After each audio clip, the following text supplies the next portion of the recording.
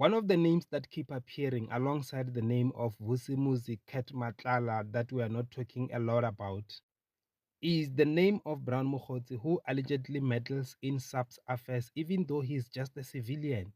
According to the Minister of SAPS, Senzo Mchunu, Brown Mokgotsi is just a comrade, his comrade. This is despite the fact that he once told Parliament that he didn't know the guy. If you go on Google to try and find out who Brown Mokgotsi is, I can promise you, you won't find much. However, there is something interesting. There is this lady called Kamogelo Mokgotsi.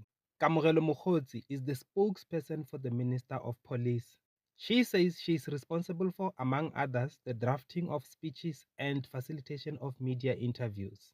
That said, in one of the Sunday World articles titled Senzo Mchunu distances himself from Brown Mokgotsi, Vusimuzi Ketmatlala, the article says public curiosity also turned to the minister's spokesperson's surname, with many wondering if she is related to Mokgotsi. The spokesperson of the minister responded and said, I am not related to the said individual. I do not know him and have never met him, she clarified. Which is something interesting in my view, because is it just a coincidence that the SAPS minister would hire a spokesperson with the surname Mokgotsi while he has a comrade with the surname Mokgotsi? Therefore, just like everyone in the public who is curious, I am also curious. Hopefully, if the investigation is launched, this will also be looked into.